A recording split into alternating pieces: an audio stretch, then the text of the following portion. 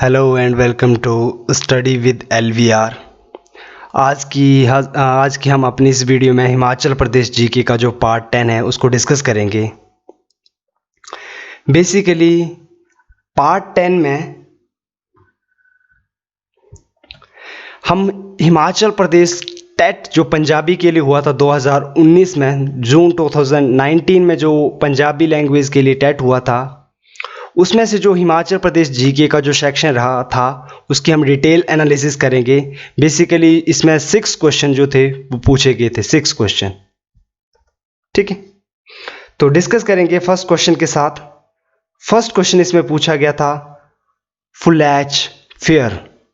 जो फुलैच फेयर है celebrated in which district of Himachal Pradesh. जो फुलैच उत्सव है या त्यौहार है ये हिमाचल प्रदेश के किस जिला में जो है वो मनाया जाता है, लोकप्रिय रूप से मनाया जाता है। तो इस क्वेश्चन का जो राइट आंसर है वो है डिस्ट्रिक्ट किन्नौर। डिस्ट्रिक्ट किन्नौर। ठीक है, डिस्कस करेंगे हम फुलैच फेयर के बारे में डिटेल से। देखो फुलैच, बेसिकली फुलैच मीन्स एक फेयर या फेस्टिवल ऑफ फ्लावर बोल सकते हैं हम इसको, फूलों का उत्सव। फुलैच, इसको फूलों का उत्सव भी कहा जाता है। ये सितंबर में जब किन्नौर फूल, जब सितंबर के माह में जब वहाँ पर फूल खिलते हैं तो इसको पर्टिकुलरली किन्नौर में सेलिब्रेटेड किया, उन दिनों में इसको किन्नौर में मनाया जाता है। और ये वहाँ का जिला स्तरीय डिस्ट्रिक्ट लेवल का फेस्टिवल है डिस्ट्रिक्ट किन्नौर का। अगर देसी महीनों की बात करें तो जब जो भादों का जो महीना है वो ख़त्म हो रहा होता है, उत्तरार्ध में होता है, या फिर जो औजुस उससे अगला महीना जो देसी महीना आने वाला होता है उसके आरंभ में ये वाला जो त्यौहार है वो मनाया जाता है। इससे रिलेटेड क्वेश्चन पूछे जाते हैं, तो ये इंपॉर्टेंट फैक्ट है। और इसको जो फुलैच है इसको हम उख्यांग के नाम से भी जानते हैं, उख्यांग। ठीक है, उख्यांग या फुलैच एक ही बात है, फूलों का उत्सव। ये तीनों नाम इसके लिए एग्जाम में पूछे जा सकते हैं। ठीक है, इसके अलावा देखो एक और उत्सव है जो किन्नौर में बहुत ही लोकप्रिय रूप से मनाया जाता है, वो है फागली उत्सव। एक हो गया फुलैच और दूसरा फागली उत्सव जो है वो किन्नौर में बसंत पंचमी के दिन मनाया जाता है, बसंत पंचमी। ठीक है, बसंत पंचमी के दिन जो है वो फागली उत्सव जो है वो किन्नौर में लोकप्रिय रूप से मनाया जाता है। होता क्या इस उत्सव में कि लोग, जो किन्नौरी लोग होते हैं, वो कागज पर सबसे पहले रावण का चित्र बनाएंगे और उन चित्रों पर फिर क्या है, तीरों से निशाना लगाएंगे। जो काम हम दशहरे के दिन करते हैं वो काम ये इस दिन फागली उत्सव के दिन करते हैं, बसंत पंचमी के दिन। ठीक है, और वो इस घटना को कहते हैं लंका मारना या लंका का दहन, लंका मारना या लंका दहन। ये जो फागली उत्सव है को कुल्लू में भी मनाया जाता है, फरवरी मार्च में कुल्लू में भी आपको देखने को मिलेगा, लेकिन लोकप्रिय रूप से जो है वो डिस्ट्रिक्ट किन्नौर का जो है वो काफ़ी प्रसिद्ध है। ठीक है, काफ़ी लोकप्रिय रूप से जो फागली उत्सव जो है वो किन्नौर डिस्ट्रिक्ट में मनाया जाता है। अच्छा, फागली उत्सव अलग बात है। और एक क्वेश्चन और इससे कंफ्यूज कर सकता है आपको, फाग मेला। देखो फागली उत्सव है, ठीक है, और फाग जो है वो एक मेला है। फाग मेला बेसिकली फरवरी में ही लगता है रामपुर बुशहर में, डिस्ट्रिक्ट शिमला में। तो देखो फागली उत्सव अलग बात है और फाग मेला ये अलग बात है। ठीक है, तो इन दोनों को लेकर आपने कंफ्यूजन जो है वो क्रिएट अपने माइंड में नहीं करनी है। ठीक है, तो देखो किन्नौर के हमने दो जो मेजर जो फेयर एंड फेस्टिवल उनको डिस्कस किया, एक था फुलैच। ठीक है, तो एक और दूसरा डिस्कस किया फागली, और फागली के साथ जो कंफ्यूजन क्रिएट कर सकता है फाग, उसको भी हमने डिटेल से डिस्कस जो है वो कर लिया। अब इससे रिलेटेड जो है वो कुछ क्वेश्चन डिस्कस करते हैं, लेकिन सबसे पहले ये इमेज देखिए। ये है आपके फुलैच या जो फूलों का उत्सव होता है उससे रिलेटेड पिक्चर। बेसिकली इसमें होता क्या है, जो किन्नौरी लोग हैं वो देखो अपनी जो टोपियां होती हैं या अपने वस्त्रों में जो है वो फूलों का विशेष रूप से जो है वो प्रयोग करते हैं। और इनका जो है वो इनके फूलों के द्वारा जो है वो अपना श्रृंगार करते हुए जो है वो विभिन्न तरह के नृत्यों का वो प्रदर्शन करते हैं इस उत्सव पर। ठीक है, फुलैच फेयर के दौरान। ठीक है, तो फुलैच जो फेयर है वो बेसिकली फेस्टिवल ऑफ फ्लावर है, जिसको कि हम उख्यांग भी कहते हैं, और ये पर्टिकुलरली फेमस है डिस्ट्रिक्ट किन्नौर। डिस्ट्रिक्ट किन्नौर, ठीक है, डिस्ट्रिक्ट किन्नौर। इससे रिलेटेड क्वेश्चन डिस्कस करेंगे जो प्रीवियस ईयर एग्जाम में पूछे गए हैं। तो देखो क्वेश्चन पूछा गया था कि हिमाचल प्रदेश के किस जिले में उख्यांग, उख्यांग हाल ही में हमने डिस्कस किया, उख्यांग और फुलैच, या तो वो इसको उख्यांग बोलेगा या फुलैच, ये मनाया जाता है। तो ये तो हमने डिस्कस कर लिया, किन्नौर, ठीक है, किन्नौर, उख्यांग या फुलैच, ये वाला जो आपका उत्सव है या त्यौहार है, ये किन्नौर डिस्ट्रिक्ट में काफ़ी लोकप्रिय रूप से जो है मनाया जाता है। इनफैक्ट इनका जो है वो जिला स्तरीय जो है वो ये उत्सव है, ठीक है। नेक्स्ट क्वेश्चन, फुलायच, देखो फुलैच भी बोलते हैं समटाइम क्वेश्चन में, फुलायच या फुलैच, फुलायच, ठीक है, किसी भी तरह से इसको प्रोनाउंस जो है वो लिखा जा सकता है वर्तनी में। इस ये कई बार इसको ऐसे भी लिखा जाता है फुलायच और कई बार फुलैच, ठीक है। तो कंफ्यूज नहीं होना है प्रोनाउंसिएशन को लेकर या वर्तनी को लेकर। ये वाले उत्सव जो है वो किन्नौर में ही मनाया जाता है, ये हमने हाल ही में डिस्कस कर लिया है, ठीक है। थर्ड क्वेश्चन जैसे इसी से रिलेटेड, किन्नौर का कौन सा त्यौहार फूलों के लिए प्रसिद्ध है, फूलों के लिए, जिसमें फूलों को जो है वो विशेष रूप से जो महत्व दिया जाता है वो है उख्यांग, उख्यांग। देखो उख्यांग को और किस नाम से जानते हैं, फुलैच या फुलायच, ठीक है। इसके अलावा फोर्थ क्वेश्चन, किन्नौर जिले का कौन सा महोत्सव केवल युवा पुरुषों द्वारा आयोजित किया जाता है। इस टॉपिक से हट करके लेकिन इंपॉर्टेंट है। देखो एक महोत्सव ऑर्गेनाइज किया जाता है किन्नौर में जिसमें केवल जो यूथ जो मेल हैं वो उसमें पार्टिसिपेट करते हैं। उस महोत्सव का क्या नाम है, प्रीवियस ईयर में पूछा गया है, तो उसको बोला जाता है तोशिम महोत्सव, तोशिम, तोशिम महोत्सव। तो ठीक है, ये थी फर्स्ट क्वेश्चन की एनालिसिस जो कि हिमाचल प्रदेश टेट जो पंजाबी के लिए हुआ था जून 2019 में। उसका जो फर्स्ट क्वेश्चन था, Phulaich fair celebrated in which district, तो किन्नौर। और उसकी हमने इनके जो ये वाला फुलैच फेयर था, उसके अलावा फागली उत्सव इनकी डिस्कस की और रिलेटेड क्वेश्चन जो प्रीवियस ईयर एग्जाम में पूछे गए थे उनके बारे में जाना। तो मूव करेंगे हम अपने सेकंड क्वेश्चन की तरफ। सेकंड क्वेश्चन पूछा गया था कि which river is mentioned as Iravati, Iravati in Sanskrit, in Sanskrit. Question ये कह रहा है कि जो हिमाचल प्रदेश की किस नदी को संस्कृत साहित्यों में इरावती के नाम से जाना जाता था।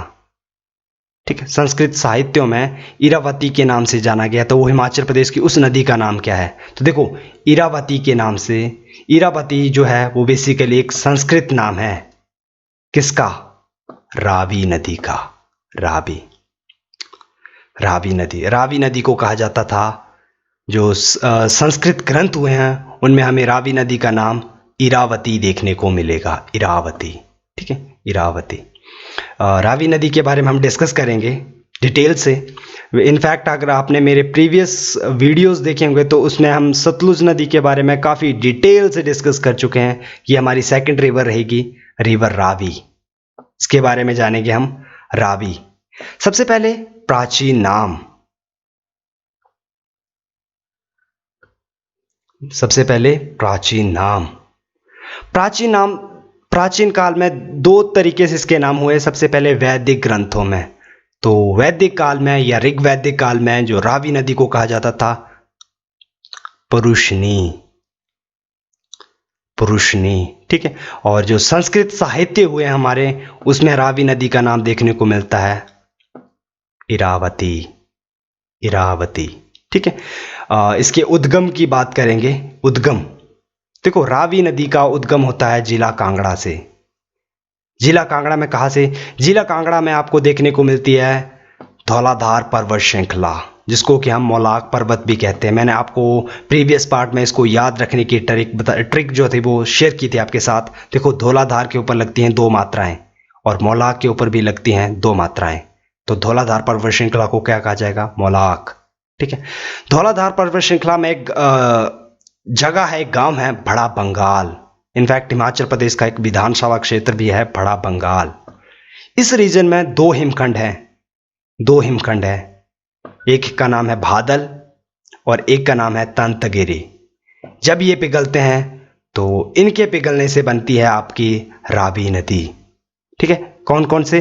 भादल और तंतगिरी जो हिमखंड है, जब ये पिघलते हैं तो बनती है रावी नदी। और ये जो हिमखंड है वो बेसिकली बड़ा बंगाल है, और बड़ा बंगाल आपके डिस्ट्रिक्ट कांगड़ा में है।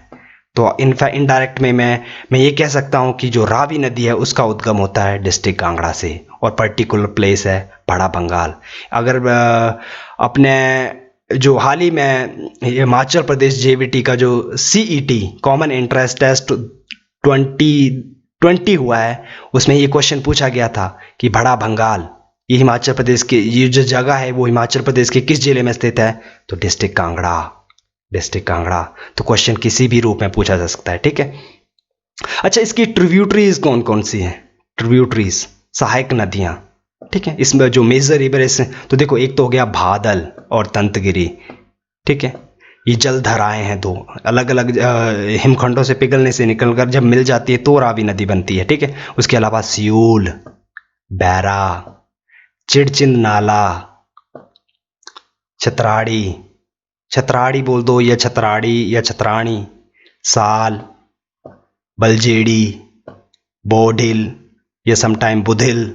ठीक है, एटसेट्रा। काफ़ी और भी ज़्यादा इसकी जो है वो ट्रिब्यूटरीज हैं, लेकिन मेनली आपने यही याद रखनी है। ठीक है, बादल हो गया, तंतगिरी हो गया, सियूल हो गया, बैरा हो गया, चिड़चिंद नाला हो गया, छतराड़ी हो गई, साल हो गई, बलजेड़ी हो गई, और बोढिल या बुधिल। ठीक है, अब इसकी बात करेंगे हम इसकी लंबाई की। इनफैक्ट आपको मैंने प्रीवियस पार्ट में बताया था हिमाचल प्रदेश की सबसे लंबी नदी का नाम है सतलुज, और उसकी लंबाई है 320 किलोमीटर। ठीक है, हिमाचल प्रदेश की जो रावी नदी है, हिमाचल प्रदेश में इस जो रावी नदी है ना, हिमाचल प्रदेश में इसकी लंबाई है 158 किलोमीटर, 158 किलोमीटर, और सतलुज है 320 किलोमीटर।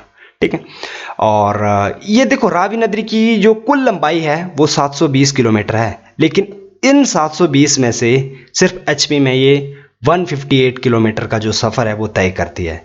और रावी नदी के किनारे बेसिकली जो शहर बसे हुए हैं वो है एक चंबा और एक है भरमौर, भरमौर, है ना। इनसे क्वेश्चन बनते हैं, तो रिमेंबर दिस थिंग। ठीक है, मूव करेंगे हम, इससे रिलेटेड और डिस्कशन जानेंगे, इंपॉर्टेंट फैक्ट डिस्कस करेंगे रावी नदी से रिलेटेड। तो देखो जो चंबा शहर है वो रावी नदी के दाएं किनारे पर, राइट हैंड साइड पर जो है वो स्थित है। इंपॉर्टेंट फैक्ट है, काफ़ी बार एग्जाम में पूछा जाता है कि चंबा शहर जो है वो किस नदी के किनारे स्थित है, तो रावी नदी, रावी नदी। ठीक है, और उसके राइट हैंड साइड में आपको देखने को मिलेगा चंबा शहर रावी नदी के। ठीक है, ये रही उसकी इमेज। देखो ये है चंबा और रावी के बीच में रिलेशन जो मैं आपको डिस्क्राइब कर रहा हूं। ये आपकी रिवर रावी, ठीक है, यहां से ओरिजिन होके आएगी, और इसके राइट हैंड साइड में ये रहा आपका चंबा शहर, ये। ठीक है, तो ये है आपका चंबा और ये है आपका रावी। जब आप इस रिस्पेक्ट से बात करेंगे तो ये राइट हैंड साइड में है। ठीक है, चंबा घाटी में बसा ये चंबा गांव। ठीक है, इसके अलावा फैक्ट 2, खेरी नामक स्थान पर, ये खेरी, ये इंपॉर्टेंट प्लेस है डिस्ट्रिक्ट चंबा में। यहां पर ये चंबा को छोड़कर एंटर कर जाएगी J&K में, J&K।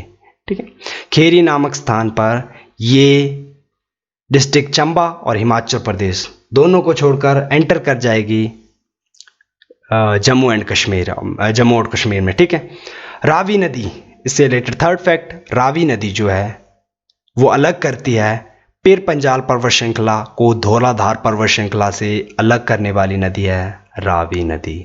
ये दो पर्वत श्रृंखलाएं हैं। पीर पंजाल मेनली चंबा में देखने को मिलती है और धौलाधार मेनली जो इसका एरिया है वो कांगड़ा में है, और ये दोनों को सेपरेट करने का काम करती है जो रिवर रावी है। ठीक है, फिर ये नदी जम्मू कश्मीर से जाएगी पाकिस्तान में, और वहां पर पाकिस्तान में जाकर ये अंततः सिंधु नदी में जो है वो विलीन हो जाएगी। ठीक है, तो देखो क्या हुआ, कांगड़ा, रावी नदी कांगड़ा से आपकी निकली बड़ा बंगाल से, फिर ये चंबा में चली गई, फिर चंबा में एक खेरी नामक जगह है, वहां से ये J&K में चली गई, J&K में बहती हुई ये फिर पाकिस्तान पहुंची, और पाकिस्तान में जाकर ये अंततः सिंधु नदी में जो है वो विलीन हो गई और सिंधु नदी के साथ मिलकर ये चली गई अरब सागर में, अरब सागर, ठीक है, अरब सागर। इसके अलावा फोर्थ फैक्ट है रणजीत सागर बांध, ये पठानकोट में है, डिस्ट्रिक्ट पंजाब, स्टेट पंजाब में आता है ये। तो रणजीत सागर बांध पठानकोट में है ये किस नदी के किनारे जो है वो स्थित है? तो वो है रावी, रावी इसी नदी के किनारे स्थित है, मतलब रावी नदी के किनारे स्थित है। ये उसकी इमेज, ये है रणजीत सागर डैम, ये पठानकोट में बेसिकली रणजीत सागर जो डैम है वो आपको रावी नदी के किनारे जो है वो देखने को मिलेगा, ठीक है। इससे रिलेटेड और रावी नदी जो है वो एचपी के 2 जिलों में बहती है। कौन कौन से? एक है कांगड़ा जहाँ से ये उद्गमित होती है, और चंबा, चंबा में तो इसका काफ़ी ज़्यादा जो है वो एरिया जो है वो है हिमाचल प्रदेश में। तो ये दो डिस्ट्रिक्ट कवर करती है रावी नदी। और इस पर जो बनी हाइड्रो इलेक्ट्रिसिटी प्रोजेक्ट है वो मेनली चमेरा डैम भी है, रावी नदी पर ही बना है।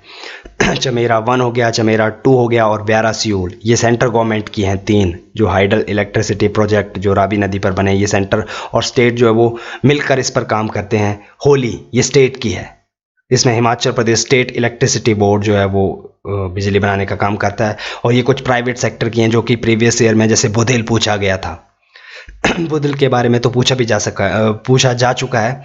तो अब प्राइवेट सेक्टर में आपको रावी नदी पर मिलेंगी बुधेल, हिब्रा, मछेत्री और कुठेर, ये सारी की सारी भरमौर में बनी हुई हैं, ठीक है।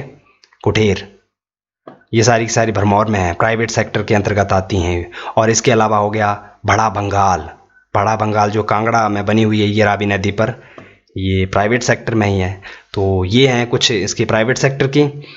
तो अब ये थी रावी नदी की एनालिसिस या उसकी अंडरस्टैंडिंग। अब इससे रिलेटेड क्वेश्चन जो है बन सकते हैं, उनको डिस्कस करेंगे जो प्रीवियस ईयर में पूछे गए हैं, ठीक है। कुछ क्वेश्चन डिस्कस करेंगे।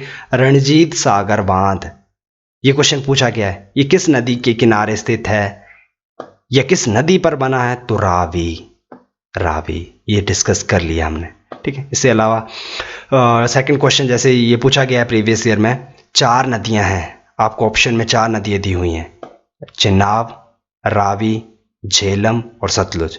इनमें से कौन सी हिमाचल प्रदेश में नहीं बहती है? तो हिमाचल प्रदेश में नहीं बहने वाली नदी है झेलम नदी बहती है जम्मू एंड कश्मीर में, ठीक है। थर्ड क्वेश्चन, बड़ा बंगाल से हिमाचल प्रदेश की किस नदी का उद्गम होता है? तो हाल ही में हमने डिस्कस किया, बड़ा बंगाल में 2 हिमखंड है, बादल और दंतगिरी, उनके पिघलने से बनती है रिवर रावी। तो रावी नदी का उद्गम हुआ बड़ा बंगाल से, ठीक है। रावी नदी का वैदिक नाम क्या था? तो वैदिक काल में इसको या ऋग वैदिक काल में इसको बोला जाता था पुरुषनी, और इसका संस्कृत नाम जो इस एग्जाम में पूछा गया था इरावती, ठीक है। बड़ा बंगाल नामक स्थान पर बादल और दंतगिरी जो नामक ग्लेशियर हैं या हिमखंड हैं युक्त जो धाराएं हैं वो किस नदी की रचना करती हैं? तो वो रचना करती हैं रावी नदी की, ठीक है, रावी नदी की। ये भी डिस्कस कर लिया। कौन सी नदी चंबा घाटी को 2 भागों में बांटती है? वो है रावी। तो ये इंपॉर्टेंट फैक्ट एक और हो जाता है कि जो रिवर रावी है वो जो चंबा वैली है उसको 2 इक्वल पार्ट्स में जो है वो डिवाइड करती है। और इम्पॉर्टेंट फैक्ट एक और डिस्कस हो जाता है कि जो चंबा घाटी है उसको कहा जाता है दूध और शहद की घाटी। इम्पॉर्टेंट फैक्ट है, इसका निक नेम है, ये उपनाम है चंबा घाटी का, दूध व शहद की घाटी, ठीक है। तो ये थी सेकंड क्वेश्चन की एनालिसिस।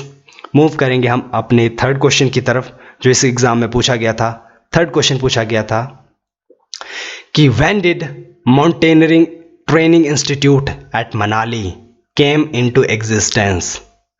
ये कहना चाहता है कि जो पर्वतारोहण प्रशिक्षण संस्थान है मनाली में, ये कब अस्तित्व में आया? पर्वतारोहण संस्थान कहाँ पर है? मनाली। इंफॉर्मेशन इसने दे दी, ठीक है। ये देखो क्वेश्चन में ही हमें क्वेश्चन देखने को मिल रहे हैं। तो ये कब अस्तित्व में आया था? 1961। ऑप्शन में ईयर मेंशन किया था, पर एग्जैक्ट डेट जो है वो अगर पूछी जाती है तो वो है 19 सितंबर 1961। ठीक है, 19 सितंबर 1961। तो डिस्कस करेंगे इसको हम।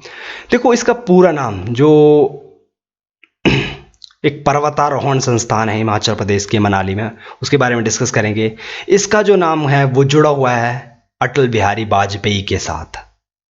इस पर्वतारोहण संस्थान जो है या प्रशिक्षण संस्थान जो है, इसका नाम अटल बिहारी वाजपेयी जी से संबंधित है, क्योंकि वो कुल्लू के प्रेणी गांव जो है उसे काफ़ी जो घनिष्ठ रूप से संबंधित थे।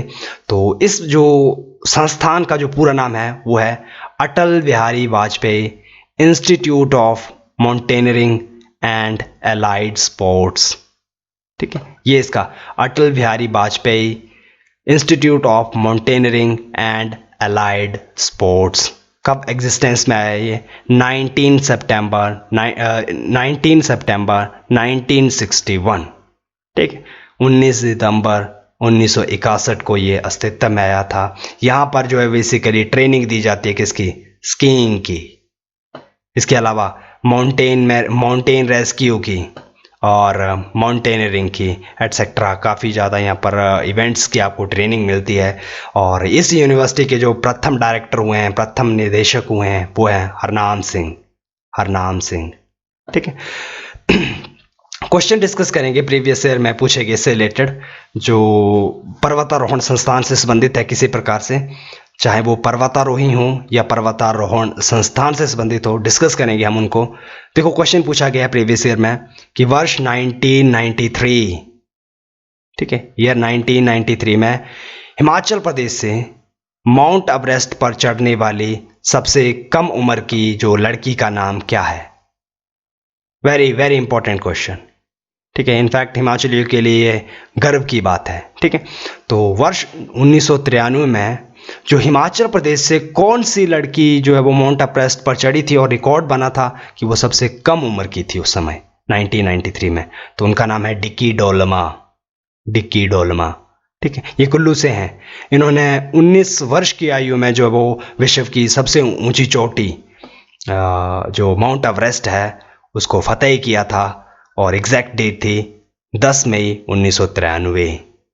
ठीक है, इस दिन उन्होंने जो वो इस जो चोटी को जो है वो फतेह किया था। ठीक है, इसके अलावा क्वेश्चन 2, हिमाचल प्रदेश से माउंट एवरेस्ट पर चढ़ने वाले जो है वो प्रथम पर्वतारोही कौन थे? ठीक है, हिमाचल प्रदेश से कौन चढ़े थे? वो चढ़े थे सुनील शर्मा। सबसे छोटी लड़की का नाम है डिक्की डोलमा, और जो हिमाचल प्रदेश से प्रथम पर्वतारोही हुई हैं जिन्होंने जो माउंट एवरेस्ट को फतेह किया था, उनका नाम है सुनील शर्मा।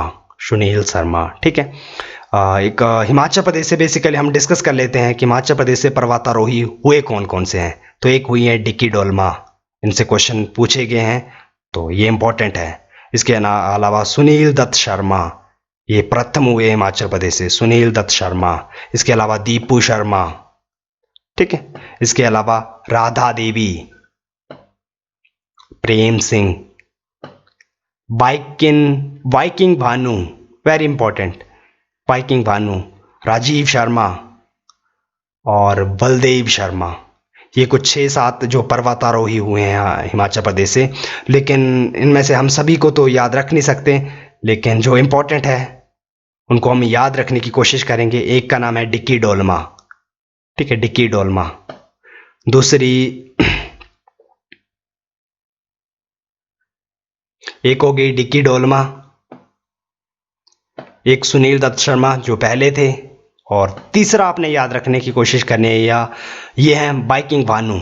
ये लाहौल स्पीति से हैं वाइकिंग भानु। ये बेसिकली एवरेस्ट पर चढ़ने वाले पहले डॉक्टर थे।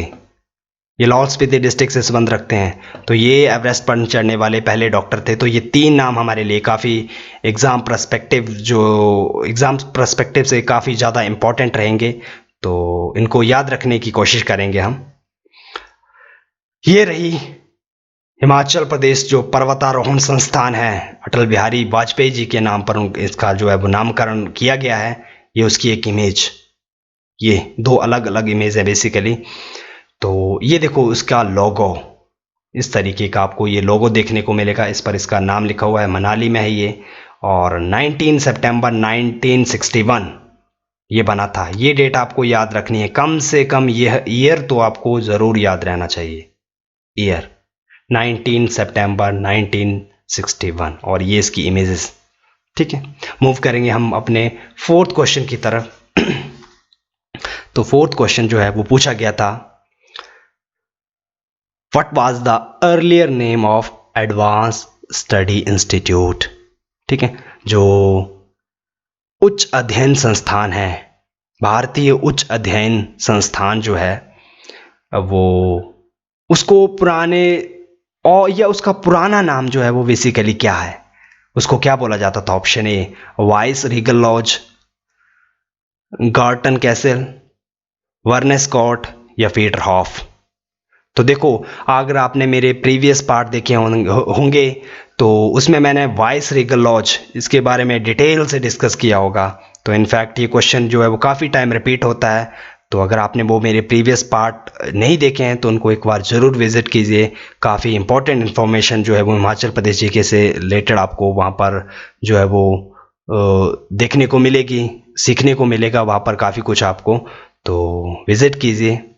तो देखो, इसको एक बार फिर से हम अपना जो है वो इसको रिकैप कर लेते हैं, ताकि जो चीज़ें और बेहतर ढंग से हम समझ सकें या काफ़ी लंबे समय तक हमारे माइंड में ये चीज़ें रहें।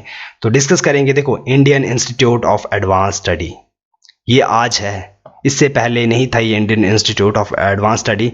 ये इसको एक क्रोनोलॉजिकल वे में इसको डिस्कस करते हैं। देखो, 1884 और 1888 में होता क्या है कि भारत के गवर्नर जनरल बनते हैं, वो बनते हैं लॉर्ड डफरिन। ठीक है, तो वो क्या करते हैं, वो इस भवन का निर्माण करवाते हैं। ये है उसकी इमेज। देखो, सबसे पहले तो ये देखो, ये अंग्रेजों द्वारा बनाई गई जो है वो शिमला में एक बिल्डिंग है। ये है Indian institute of advance studies.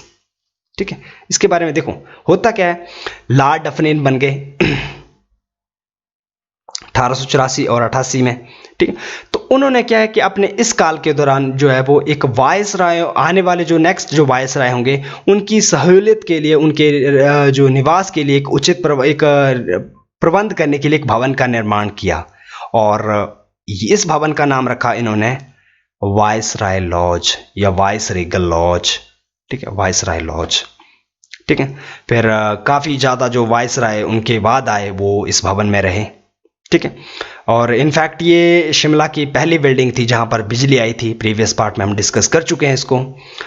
फिर क्या होता है कि 1947 में भारत जो है वो आज़ाद हो जाता है, तब इसको डिक्लेयर कर दिया जाता है राष्ट्रपति भवन। अब देखो, वायसराय लॉज था, अब ये बन जाएगा राष्ट्रपति भवन। ठीक है, तो फिर काफ़ी 5-7 साल तक ये राष्ट्रपति भवन रहता है। फिर हमारे देश के जो है वो सेकंड नंबर के जो राष्ट्रपति बनते हैं डॉक्टर राधा कृष्णन, वो 1964 में घोषणा करते हैं कि जो राष्ट्रपति भवन है इसका जो नाम है वो अब Indian institute of advance studies IIAS के नाम से इसको जाना जाएगा। और उनकी ये घोषणा है जो है वो 1965 से ये जो है वो कार्यान्वित हो जाती है। तो 1965 से आज तक ये कार्य कर रहा है Indian institute of advance studies के रूप में। ठीक है, और ये कहाँ पर है, पर्टिकुलर प्लेस है समर हिल, और समर हिल है शिमला में। समर हिल में आपको HPU यूनिवर्सिटी भी देखने को मिलेगी। ठीक है, ये जो भवन है Indian institute of advance studies, ये शिमला की किसी पहाड़ी पर स्थित है। उस पहाड़ी का नाम क्या है, तो उस पहाड़ी को बोला जाता है ऑब्जर्वेटरी हिल्स। एग्जाम में पूछा जाता है ऑब्जर्वेटरी हिल्स। ठीक है, और इसका जो आर्किटेक्ट या जो इसका डिज़ाइन तैयार किया गया था वो एक ब्रिटिश इंजीनियर हुए थे उस काल के दौरान, हेनरी इरवान इन्होंने तैयार किया था। इनफैक्ट गेटी थिएटर जो 1887 ईस्वी में खुला था, उसका जो आर्किटेक्चर है वो भी इन्होंने ही तैयार किया था, हेनरी इरवान। ठीक है, तो ये थी इस क्वेश्चन की एनालिसिस, ये इसकी जो है इमेज, और इस इमेज के थ्रू भी इसको समझने की कोशिश करते हैं। देखो, सबसे पहले ये बना वायसराय लॉज, लॉर्ड डफरिन ने इसको बनाया, और 1947 तक ये क्या रहा, वायसराय लॉज ही रहा। 1947 के बाद ये बन गया राष्ट्रपति भवन, राष्ट्रपति निवास स्थान, और 1965 से ये कार्य कर रहा है Indian institute of advance studies के रूप में। ठीक है, तो ये इसको एक पिक्चर फॉर्म में इसको समझने का जो है वो एक अवसर हमें मिला। ठीक है, इसके अलावा अब हम इस क्वेश्चन पे आते हैं वापस से। तो देखो क्वेश्चन क्या पूछा था, क्वेश्चन तो ये पूछा था ना, what was the earlier name of advance studies institute. तो इसका ये तो नाम नहीं था, हमने इस डिस्कशन में देखा ये नाम तो था नहीं। पीटर हॉप भी हमने कहीं इसके बारे में जिक्र किया नहीं, वर्निस कोट के बारे में भी हमने डिस्कशन किया नहीं। तो ऑप्शन कौन सा बचा, वायसरेगल लॉज। अच्छा, यहाँ पर अगर एक ऑप्शन राष्ट्रपति निवास होता तो then both A and B are correct. ठीक है, क्योंकि इसको वायसरेगल लॉज भी इसका पुराना नाम रहा है, और इसको पुराने टाइम में राष्ट्रपति निवास जो है वो या प्रेसिडेंट हाउस के नाम से भी इसको जाना जाता था। ठीक है, तो ये थी फोर्थ क्वेश्चन की एनालिसिस। तो मूव करेंगे हम अपने सिक्स्थ क्वेश्चन की तरफ। सिक्स्थ क्वेश्चन पूछा गया था, सिक्स्थ क्वेश्चन है, which place of Himachal Pradesh is known as Ellora and Ajanta of HP। हिमाचल प्रदेश का कौन सा ऐसा स्थान है जिसको कि एलोरा और अजंता के जो नाम से है वो जाना जाता है। तो सुजानपुर, मसरूर, सुकेती और नाको। देखो, इस क्वेश्चन को डिस्कशन करने से पहले इसके बारे में जानते हैं। तो फर्स्ट फैक्ट जो है वो है हिमाचल प्रदेश का अलोरा। ठीक है, हिमाचल प्रदेश का अलोरा। मैं आपको सबसे पहले एक फैक्ट बताता हूं, एलोरा और अजंता है क्या बेसिकली। फिर इस पर आते हैं। एलोरा और अजंता ये दो गुफाएं हैं, अलग अलग दो गुफाएं हैं। कहां पर, औरंगाबाद एक डिस्ट्रिक्ट है महाराष्ट्र में।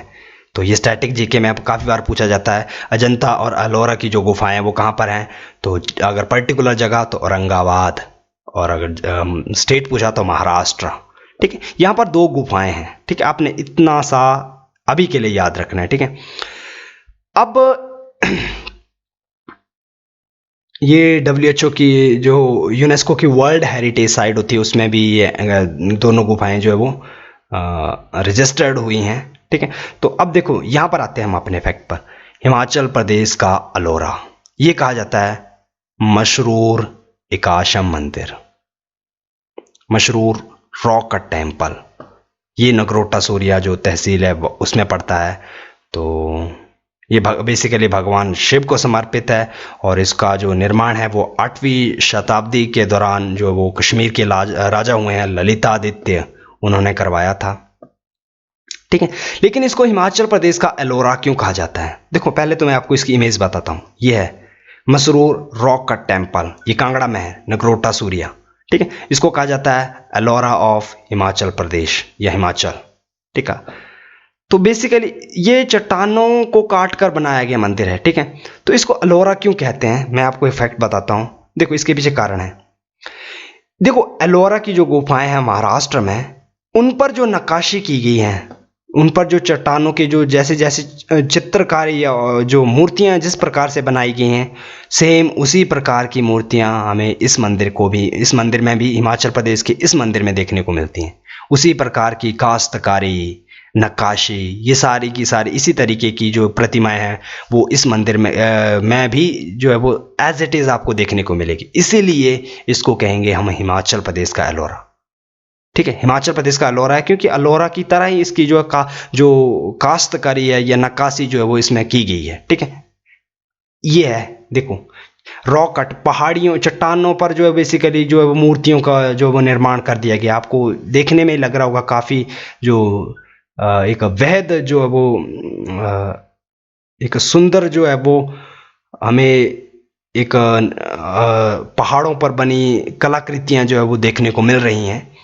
तो इसीलिए इसको कहा जाता है, ये काफ़ी एज मच सिमिलर टू जो अजंता वाली गुफा है आपकी महाराष्ट्र में, उससे काफ़ी ज़्यादा जो वो अजंता और एलोरा वाली जो गुफा है उनसे सिमिलर होती हैं, इसलिए इस वाली जो मंदिर को है वो हिमाचल प्रदेश का एलोरा कहा जाता है। ठीक है। दूसरा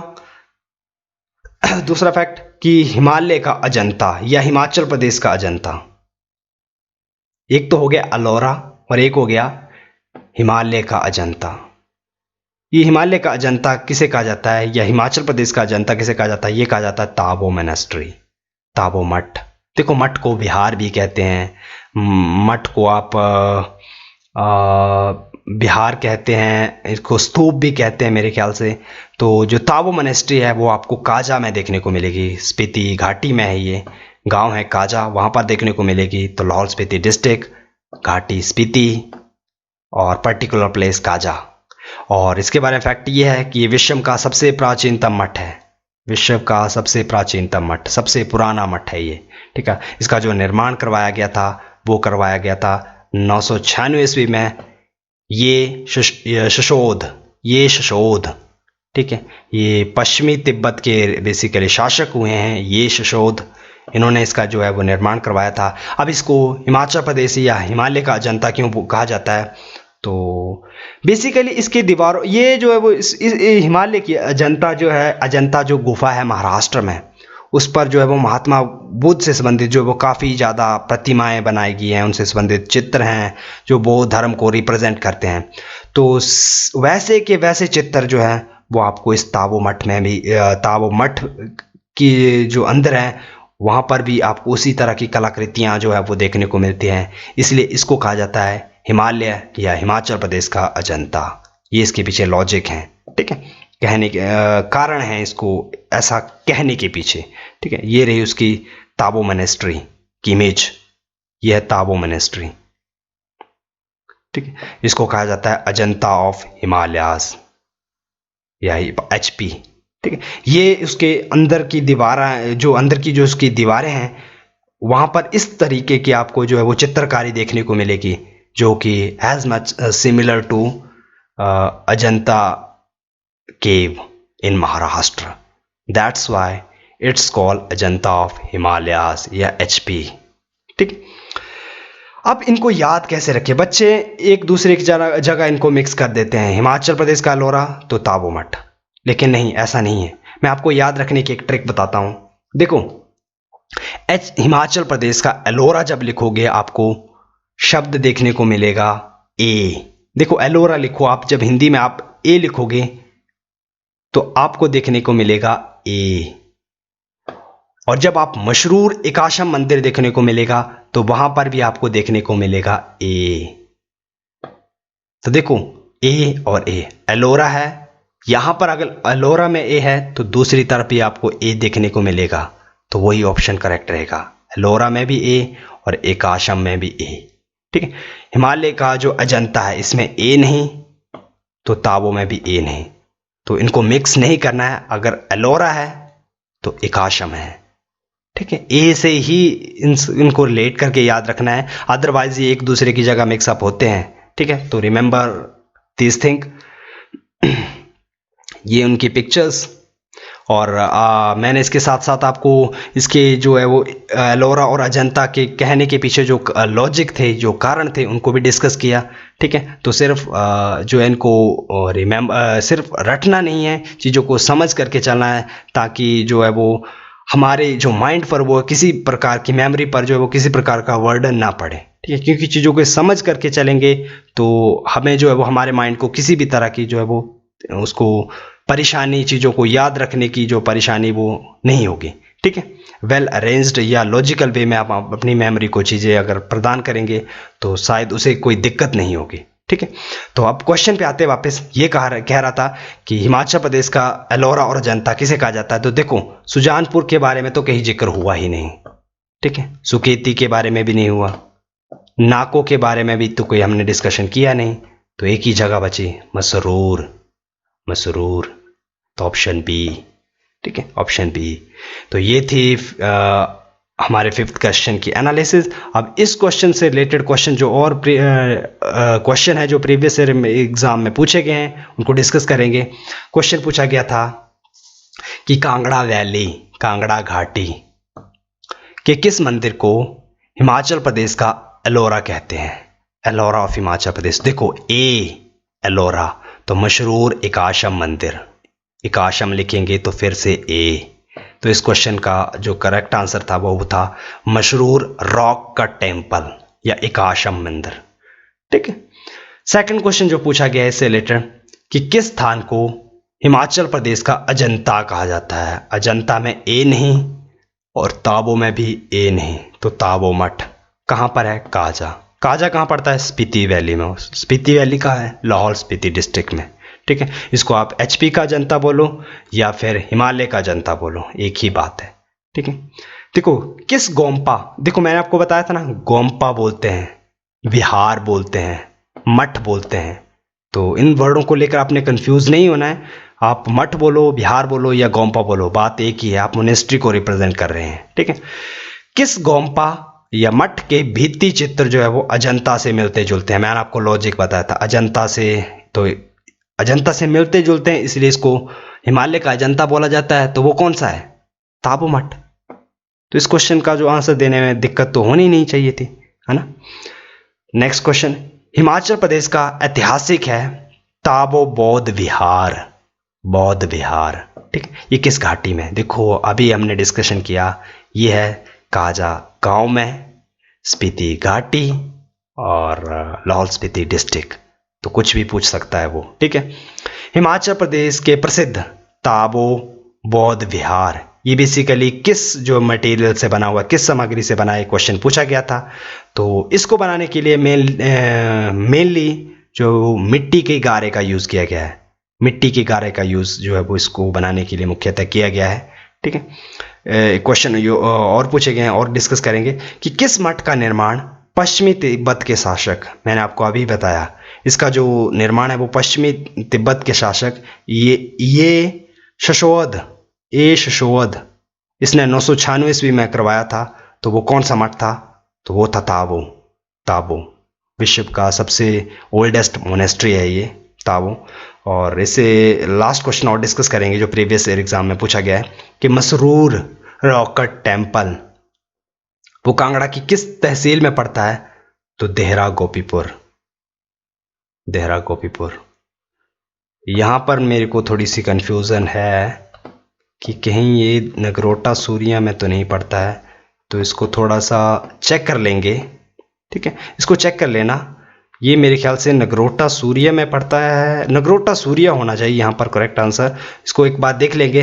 नेक्स्ट जो पार्ट 11 होगा इसमें मैं इसको आपको दोबारा से बता दूंगा इस वाले क्वेश्चन को। सो इसको आपने या खुद से देख लेना है या पार्ट 11 को आपने उसमें पार्ट 11 में आपको इसके बारे में बता दूंगा डिटेल से। तो मूव करेंगे हम अपने 6th एंड लास्ट क्वेश्चन की तरफ, जो हिमाचल प्रदेश टेट 2019 फॉर पंजाबी में के लैंग्वेज के लिए हुआ था। उसमें जो HPGK के जो 6 क्वेश्चन पूछेंगे थे, उसमें से जो 6th क्वेश्चन है वो पूछा गया था धामी प्रेम प्रचारणी सभा। धामी प्रेम प्रचारणी सभा बाय सेटअप बाय, इसको किसके द्वारा सेटअप किया गया था? तो भागमल सोठा, बख्शीराम, ज्ञानचंद टूटू या दीनानाथ आनंदी। ठीक है। तो इस क्वेश्चन पर आने से पहले सबसे पहले डिस्कस करेंगे इसके बारे में, धामी प्रेम प्रचारणी सभा। ठीक है।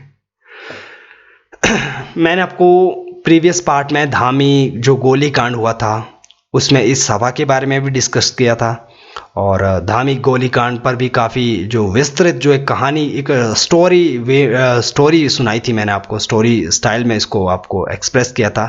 तो एक बार फिर से उसको रिकैप कर लेते हैं। देखो धामी एक रियासत है, रियासत हुई है शिमला की, इसकी कैपिटल रही है हलोग। ठीक है, हलोग। तो बेसिकली क्या था, धामी रियासत के, जब धामी रियासत थी उस समय के दौरान, तो लोग जो थे वो सुधार करने के उद्देश्य से उन्होंने क्या किया कि अपनी रियासत में सुधार करने के उद्देश्य से एक सभा बनाई। कब? 1937 में, 1937 में।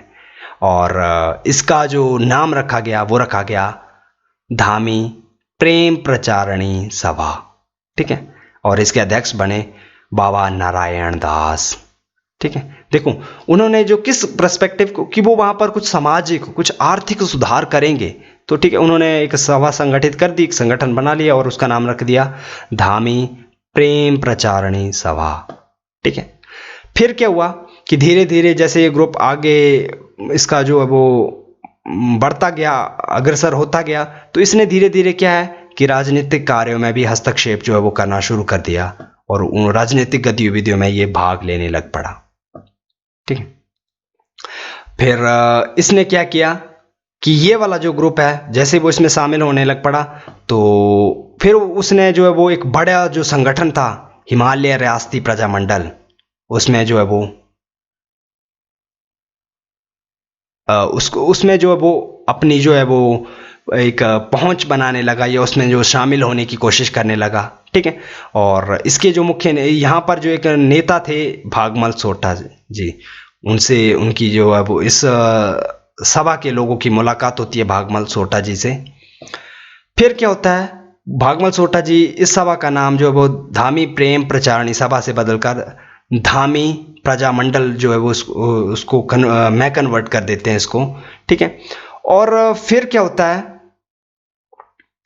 कि ये लोग भागमल सोटा जी के साथ मिलकर जो वहाँ के जो राणा हुए हैं, राजा हुए हैं धामी रियासत के उस समय के दौरान, दलीप सिंह राणा हुए वहाँ के, वो उनके समक्ष विभिन्न मांगे जो है वो रखते हैं, एक मांग पत्र रखते हैं, जैसे कि वहाँ पर जो वेगार प्रथा है इस रियासत में उसको ख़त्म कर दिया जाए, लगान में 50% की कमी कर दिया जाए, एटसेट्रा एटसेट्रा वेरियस जो वो मांगे रखते हैं, ठीक है। फिर होता क्या है कि वो जो वहाँ के जो राणा होते हैं वो इसको मानने से बिल्कुल मना कर देते हैं, और साथ ही ये अपनी ये जो सभा है या जो संगठन है ये अपने जो ज़्यादा फार्म ना पसार पाए, इसके लिए वो क्या करते हैं कि इस प्रेम प्रचारणी सभा जो थी, धामी की जो प्रेम प्रचारणी सभा थी, इस पर कई तरह की पाबंदियाँ लगा देते हैं, ठीक है। फिर क्या होता है, जब इस पर पाबंदियाँ लग जाती हैं तो 13 जुलाई 1939 को ये एक मीटिंग करते हैं भागमल सोटा जी के साथ, और ये निर्णय लेते हैं कि वो 16 जुलाई के दिन जो है वो राणा के निवास स्थान था हलोग में, उनका जो भवन था, राजमहल था, उसकी तरफ जो है वो 16 जुलाई को वहाँ पर रवाना होंगे और उनका जो है वो इसको लेकर विरोध करेंगे, ठीक है। तो 16 जुलाई 1939 को वो चले जाते हैं राणा के निवास स्थान की तरफ रात के समय, ठीक है। और राणा की हवेली के बाहर खड़े होकर वो क्या करते हैं, उनके विरुद्ध नारे लगाते हैं, काफ़ी ज़ोर ज़ोर से नारे लगाते हैं, ठीक है। तो रात के समय जब राणा बाहर आते हैं तो इतनी सारी भीड़ को देखकर काफ़ी ज़्यादा वो घबरा जाते हैं और अपने सैनिकों को बेसिकली गोली चलाने के आदेश जो है वो दे देते हैं। तो अब देखो गोली चलाने का आदेश दे दिया, तो इस गोली कांड में जो है वो काफ़ी लोग घायल हो गए और इनफैक्ट 2 लोग जो है वो इसमें मर भी गए। तो इस पूरी घटना को जो है वो आज के इतिहास में हम धामी गोली कांड के नाम से पढ़ते हैं। तो धामी एक जगह है और वहाँ पर गोली कांड हुआ था, इसीलिए इसको धामी गोली कांड के नाम से जाना जाता है, और ये होता 16 जुलाई 1939 इस दिन हुआ था ये, ठीक है। ये इसकी इमेज इसको एक काल्पनिक एक चित्रण किया गया इसका, ये एक काल्पनिक रूप से बताया गया कि जो धामी में धामी की जो राजधानी थी हलोग, वहाँ पर एक कैनेडी चौक, वहाँ पर ये घटना हुई थी, तो उसका एक चित्रण बताया गया उस घटना का। और ये थे भागमल सोटा जी जो धामी गोलीकांड के मुख्य नेता थे, भागमल सोटा जी की इमेज। और ये बताएं धामी गोलीकांड जो था बेसिकली हिमाचल प्रदेश का पहला गोलीकांड था, ये हुआ था 16 जुलाई 1939 को। तो ये इंपॉर्टेंट डेट है एक। तो अब इससे रिलेटेड जो फैक्ट डिस्कस हो सकते हैं उनको डिस्कस करेंगे। देखो ये जो धामी गोलीकांड था ये हिमाचल प्रदेश का पहला गोलीकांड था, पहला। इससे पहले हिमाचल प्रदेश में कभी भी गोलीकांड नहीं हुआ था, ये पहला था। और ये कहाँ पर हुआ, पर्टिकुलर प्लेस मैंने आपको अभी बताया, हलोग, जो कि कैपिटल थी धामी की।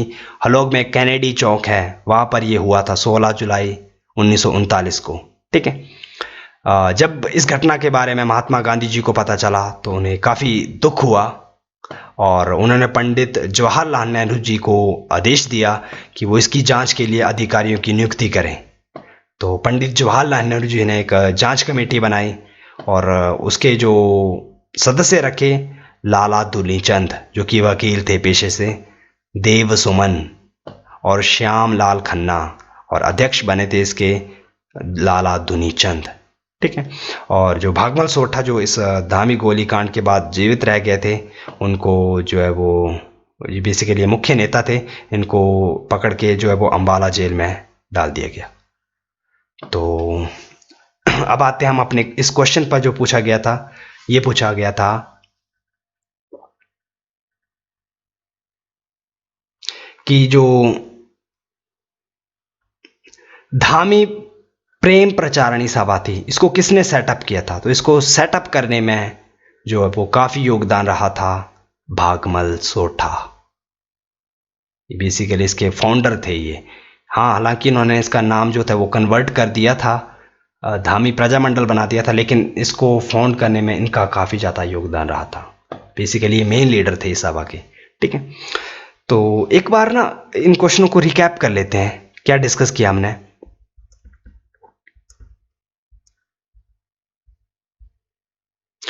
तो आज हम हिमाचल प्रदेश जी के सीरीज़ का जो है वो पार्ट 10 डिस्कस कर रहे हैं, जिसके अंदर हम प्रीवियस ईयर एग्ज़ाम में जो हिमाचल प्रदेश टेट पंजाबी के लिए हुआ था जून 2019 में, उसमें से जो हिमाचल प्रदेश जी के पूछा गया था उसकी एनालिसिस हमने आज डिस्कस की।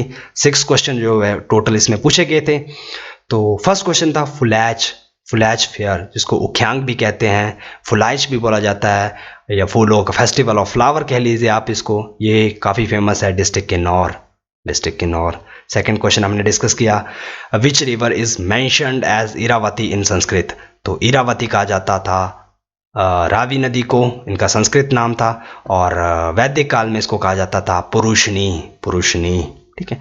थर्ड क्वेश्चन जो हमने डिस्कस किया, जो when did mountaineering training institute at Manali came into existence. तो 1961, बेसिकली 19 सितंबर 1961। और इनका जो नाम है, इस पर्वतारोहण संस्थान का जो नाम है वो अटल बिहारी वाजपेयी जी से जुड़ा हुआ है। तो मूव करेंगे हम। अब फोर्थ क्वेश्चन जो पूछा गया था कि जो एडवांस्ड स्टडी का जो अर्लियर नाम था वो था वाइस रीगल लॉज। इसको हम, इसका एक ओल्ड नेम राष्ट्रपति निवास या प्रेसिडेंट हाउस भी है। 1965 से इसको कहा जा रहा है Indian institute of advance studies. Fifth question हमने डिस्कस किया, जो एलोरा और अजंता के नाम से जाना जाता है। देखो, एलोरा मशहूर इकासम टेम्पल और अजंता ताबो मठ। ठीक है, ताबो मठ। सिक्स्थ एंड लास्ट क्वेश्चन जो हमने इस एग्जामिनेशन के लिए जो एनालाइज किया वो था धामी प्रेम प्रचारणी सभा के जो संस्थापक थे या जो मेन लीडर थे वो थे भागमल सोठा। ठीक है। बेसिकली ये धामी गोलीकांड के भी मुख्य नेता थे। तो ये थी एनालिसिस इस वीडियो की। तो आई होप आपको इस वीडियो से काफ़ी कुछ जानने को मिला होगा, काफ़ी कुछ सीखे होंगे, काफ़ी नई बातें जो है वो आपको एक क्रोनोलॉजिकल वे में एक स्टोरी फॉर्म में जो है वो सीखने को मिली होंगी। तो अगर आपको ये वीडियो अच्छी लगती है तो इस वीडियो को लाइक कीजिए, अपनी राय दीजिए और इस चैनल को सब्सक्राइब कीजिए। ठीक है। तो at last, thanks a lot and God bless you all.